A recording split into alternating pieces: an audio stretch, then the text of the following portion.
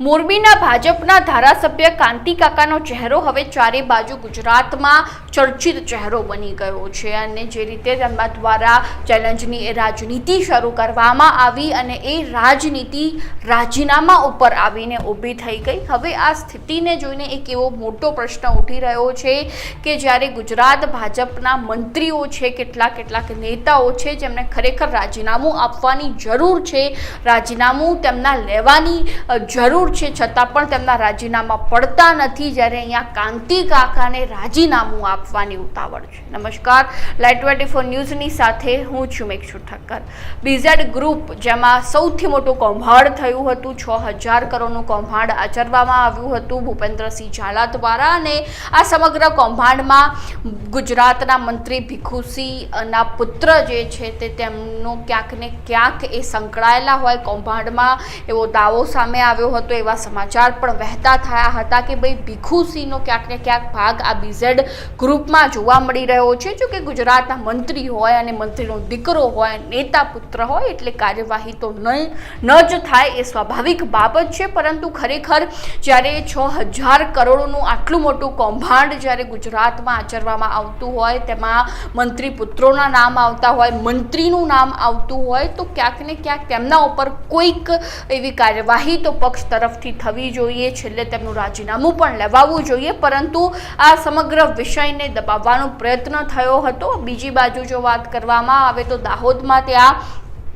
હજારો કરોડો રૂપિયાનું મનરેગા કૌભાંડ આચરવામાં આવ્યું બચુ ખાબડના 2 પુત્રો દ્વારા,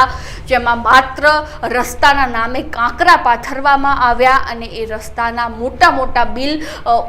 ઉપલી કક્ષાએથી પસાર કરવામાં આવ્યા અને સૌથી મોટું કૌભાંડ એ દાહોદ ખાતે આચરવામાં આવ્યું, જેમાં માત્ર એ પુત્રોની ધરપકડ થઈ, 2 થી 4 દિવસ સમગ્ર મામલો ઉછળ્યો અને ત્યારબાદ એ સમગ્ર મામલાને દબાવવાનો પ્રયત્ન થયો। જો કે બચુ ખાબડને ક્યાંક ને ક્યાંક હવે રાજકીય જેટલા પણ સરકારી કાર્યક્રમો હોય, રાજકારણને લગતા કાર્યક્રમો હોય, તેમાં તેમની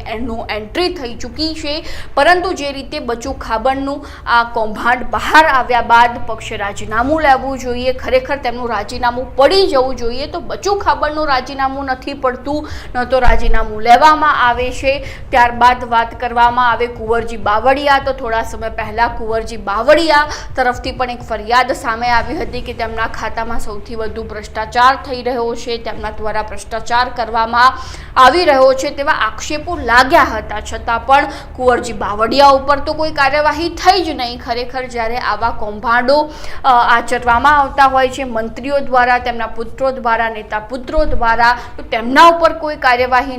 નથી થતી, તેમના કોઈ રાજીનામા નથી પડતા, રાજીનામું લેવામાં પણ નથી આવતું। જ્યારે બીજી બાજુ અહીંયા મોરબીના ધારાસભ્ય કાંતિ કાકાને રાજીનામું આપવાની એટલી બધી ઉતાવળ આવી ગઈ કે ભાઈ હું ગાંધીનગર ખાતે પહોંચી ચૂક્યો છું અને ગોપાલ ઇટાલિયાની રાહ જોઈને બેઠ્યો છું કે ભાઈ ગોપાલ ઇટાલિયા આવે અને હું રાજીનામું ધરી દઉં। અને જે રીતે ત્યારબાદ દ્વારા ચેલેન્જની રાજનીતિ શરૂ કરવામાં આવી છે, જોકે હાલ તો એ પૂર્ણ તરફ